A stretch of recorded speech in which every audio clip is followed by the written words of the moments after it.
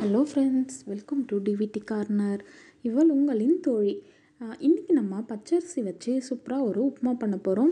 Daily ரவை சேமியா அதெல்லாம் உப்புமா சாப்பிட்டு போர் அடிக்குது அப்படின்றவங்க இந்த மாதிரி ஒரு டைம் உப்புமா பண்ணி பாருங்கள், உங்களுக்கு ரொம்ப பிடிக்கும். வாங்க எப்படி பண்ணுறதுன்னு பார்க்கலாம். நான் இந்த டம்ளரில் 2 டம்ளர் அளவுக்கு பச்சரிசி நொய் எடுத்திருக்கேன். அதுக்கு 1/4 டம்ளர் அளவுக்கு பைத்தம்பருப்பு. இதை நம்ம ஃபஸ்ட்டு வெறும் கடாயில் நல்லா வதக்கி எடுத்துக்கணும். நீங்கள் இதில் ஆயிலெலாம் எதுவுமே ஆட் பண்ணக்கூடாது. வெறும் கடாயில் ஒரு 5 நிமிஷம் நல்லா இந்த மாதிரி நம்ம வறுத்து எடுத்துக்கலாம். நீங்கள் பச்சரிசி நொய்க்கு பதில் நீங்கள் பச்சரிசி கூட யூஸ் பண்ணிக்கலாம். டேஸ்ட் ரொம்ப சூப்பராக இருக்கும். இப்போ இது நல்லா நம்ம வதக்கியாச்சு. இது ஓரளவுக்கு கொஞ்சம் வதங்கின பிறகு நம்ம இதை தண்ணி ஊற்றி ஊற வச்சிடலாம். இப்போ நம்ம உப்புமாவுக்கு வெங்காயம் தக்காளி அதெல்லாம் வதக்கிக்கலாம். இப்போ நான் தண்ணி ஊற்றி ஊற வச்சிடுறேன்.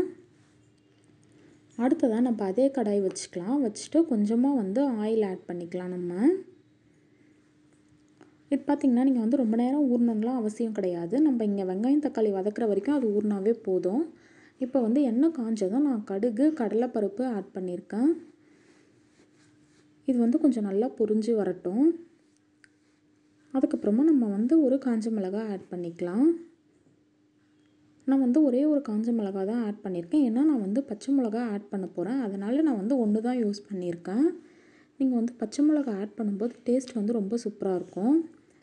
இப்போ இது நல்லா பொரிஞ்சிடுச்சு. இப்போ இதில் நம்ம வெங்காயம் ஆட் பண்ணிக்கலாம். ஒரு 2 வெங்காயம் நல்லா இந்த மாதிரி பொடியாக நறுக்கிட்டு ஆட் பண்ணிக்கோங்க. வெங்காயம் நல்லா வதங்கட்டும். கொஞ்சம் கோல்டன் கலர் வர வரைக்கும் நம்ம வதக்கிக்கலாம். அதுக்கப்புறமா நம்ம பச்சை மிளகா ஆட் பண்ணிக்கலாம். அதோடு இஞ்சி ஒரு சின்ன துண்டை பொடியாக நறுக்கிட்டு ஆட் பண்ணிக்கோங்க. ஒரு தக்காளி இந்த மாதிரி பொடியாக நறுக்கிட்டு ஆட் பண்ணிக்கோங்க.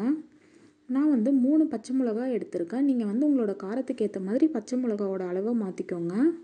இதை நம்ம நல்லா வதக்கிடலாம். ஓரளவுக்கு இது நல்லா வதங்கணும். அது வரைக்கும் நம்ம நல்லா வதக்கி எடுத்துடலாம். அப்போ தான் டேஸ்ட் ரொம்ப சூப்பராக இருக்கும். இது பார்த்திங்கன்னா நம்ம எப்போவுமே செய்கிற ரவை உப்புமா சேமியா உப்புமா அதை விட டேஸ்ட் ரொம்ப சூப்பராக இருக்கும். இப்போ இது நல்லா வதங்கிடுச்சு. நீங்கள் எந்த டம்ளரில் அரிசி எடுத்தீங்களோ அதே டம்ளரில் 1க்கு 3ன்ற அளவுக்கு நம்ம தண்ணி வைக்கணும்.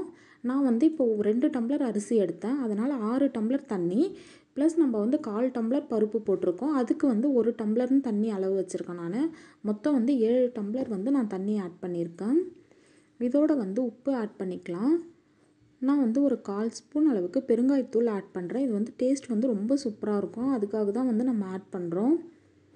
நீங்கள் பெருங்காயம் வேண்டாம்னு நினச்சிங்கன்னா இந்த ஸ்டெப்பை ஸ்கிப் பண்ணிவிடுங்க. இப்போ தண்ணி நல்லா கொதித்து வரட்டும். நம்ம இந்த ஊறின அரிசியை இதில் ஆட் பண்ணிக்கலாம். இது பார்த்திங்கன்னா நீங்கள் தண்ணி இந்த மாதிரி நான் ஆல்ரெடி சொன்ன மாதிரி 7 டம்ளர் இதுக்கு கரெக்டாக இருக்கும்.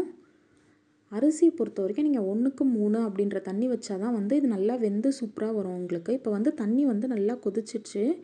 இப்போ நம்ம ஊற வச்ச அரிசியை இதில் ஆட் பண்ணிக்கலாம். இந்த ஒரு 5 மினிட்ஸ் தான் அரிசி ஊறியிருக்கும். அதுக்கு மேலே நமக்கு ஊற வேண்டாம். இப்போ நான் எல்லாமே அரிசி இதில் ஆட் பண்ணிவிட்டு கலந்து விட்டுடுறேன். இது ஒரு கொதி வரட்டும். அது வரைக்கும் நம்ம ஹை ஃப்ளேம்லேயே வச்சுக்கலாம். இப்போ இதை நல்லா கலந்து விட்டுருங்க. நல்லா பபிள்ஸ்லாம் இது கொதித்து வந்த பிறகு நம்ம ஸ்லோ பண்ணி வச்சுட்டு ஒரு 10 மினிட்ஸ் மூடி வச்சிடலாம். உங்களுக்கு இந்த மாதிரி நிறைய வீடியோஸ் வேணும் அப்படின்னு நினச்சிங்கன்னா நம்ம சேனலை சப்ஸ்கிரைப் பண்ணிவிடுங்க. மறக்காமல் பக்கத்தில் இருக்க பெல் ஐக்கானையும் கிளிக் பண்ணிக்கோங்க. அப்போ நான் எப்போ வீடியோ போட்டாலும் உங்களுக்கு நோட்டிஃபிகேஷன் வந்துடும். ஈஸியாக நீங்கள் நம்ம வீடியோஸ் எல்லாமே பார்க்கலாம். இப்போ பார்த்திங்கன்னா தண்ணி நல்லா அரிசி கொதித்து வருது பாருங்கள். இந்த ஸ்டேஜில் நம்ம மூடி வச்சிடலாம். நான் சொன்ன மாதிரி நம்ம ஒரு 10 மினிட்ஸ் மூடி வச்சிடலாம். நீங்கள் நடுவில் ஒரு டைம் எடுத்து கொஞ்சம் கலரி பாருங்கள். இப்போ ஒரு கரெக்டாக 7 மினிட்ஸ் ஆகிருக்கு. நம்ம இப்போ ஓப்பன் பண்ணி பார்க்கலாம். பார்த்திங்கன்னா தெரியும், இப்போவே நல்லா சூப்பராக வெந்திருக்கு பாருங்கள். இன்னும் ஒரு 2 to 3 மினிட்ஸ் இருந்தாவே போதும், சூப்பராக ஆகிடும். அதுக்கப்புறமா நம்ம தேங்காய்லாம் இதில் ஆட் பண்ண போகிறோம். இப்போ இந்த மாதிரி நான் கலந்து விட்டுட்டு நான் மூடி வச்சிடுறேன்.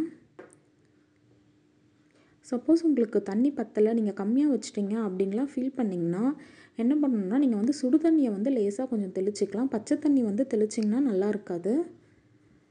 1க்கு 3ன்ற தண்ணி அளவே வந்து கரெக்டாக இருக்கும். இப்போ வந்து கரெக்டாக 10 மினிட்ஸ் ஆயிடுச்சு. இப்போ வந்து நான் இதில் வந்து கொஞ்சமாக கருவேப்பிலை, கொத்தமல்லி ஆட் பண்ணிக்கிறேன். அதோட வந்து ஒரு 3 ஸ்பூன் அளவுக்கு தேங்காய் துருவல் ஆட் பண்ணியிருக்கேன். இந்த ஃபைனலாக நம்ம ஆட் பண்ணுற தேங்காய் வந்து இதுக்கு ஒரு நல்ல டேஸ்ட் கொடுக்கும்.